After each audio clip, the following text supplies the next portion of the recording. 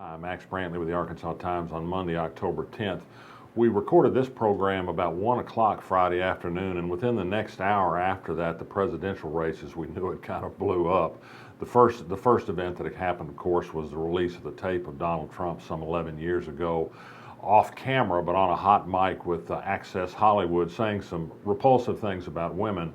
Some of them you perhaps could put down if you're that sort of person, to locker room talk, but not the part where he says celebrity allowed him to grope women's genitalia freely no matter what. That's otherwise known as sexual assault. Well, it set off a furor. He apologized, sort of, then he issued yet another apology, but the apologies mostly were along the lines of, well, I may be bad, but Bill Clinton's worse. Bill Clinton, of course, isn't running for president.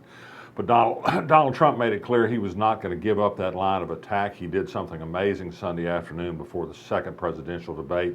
He brought in some women from Bill Clinton's past: Juanita Broaddrick, Kathleen Willey, Paula Jones, a woman that had once been raped by somebody that Hillary Clinton defended as a lawyer many years ago, to try and make the point that Bill Clinton was bad and that somehow Hillary Clinton was an enabler. There's no public record that Hillary Clinton has done anything bad against women. Nonetheless, that set the stage for a debate that was personal at times, highly personal, I thought, and the CNN poll afterwards showed that Hillary Clinton won the debate. She was focused, she was knowledgeable, she had a calm demeanor by and large. She was hard on Donald Trump, maybe too hard. I think his actions speak for himself. But on balance, certainly out of the debate, she came up, all the polls are now showing, with a wider lead than she enjoyed before last week's tape, before the debate.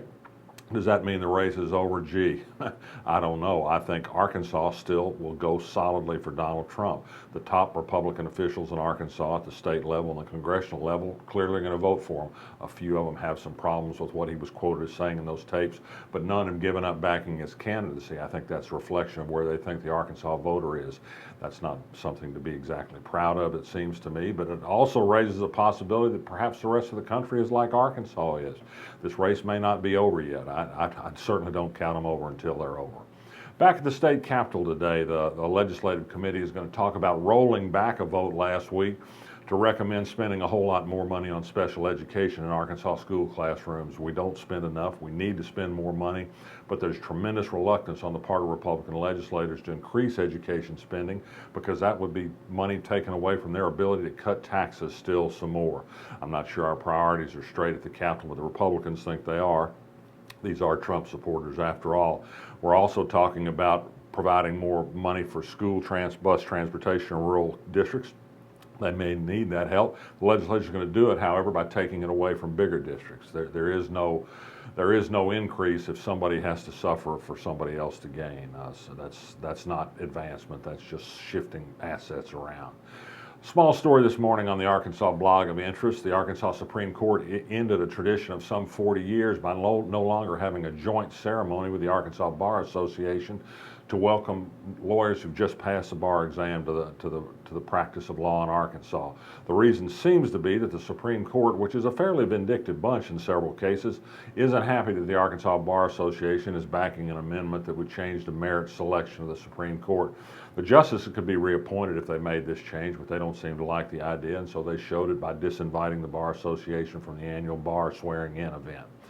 Over the weekend, Yellville had its turkey trot, and on 2 days running, Friday and Saturday, a pilot dropped live turkeys, domesticated turkeys, from an airplane, to the delight of many in the crowd below who chase the turkeys that survive down and think it's great sport to be cruel to animals.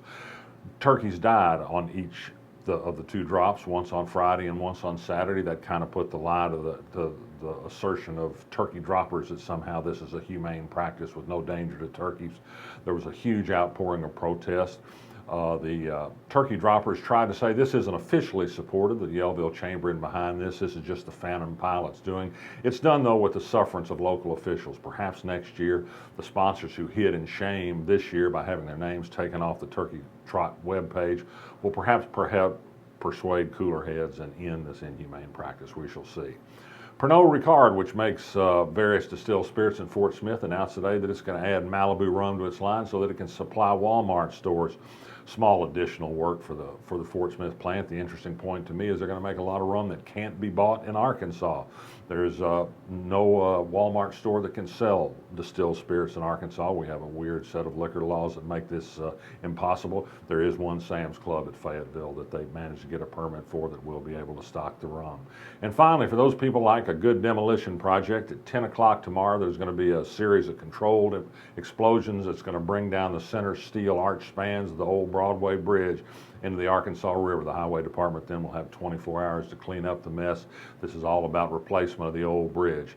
It's always fun to watch a good explosion, isn't it? I remember the 1980 blow up of the Manning and Marion hotels. It's quite a day in Little Rock. Another one tomorrow. I'm Max Brantley. I'll be back.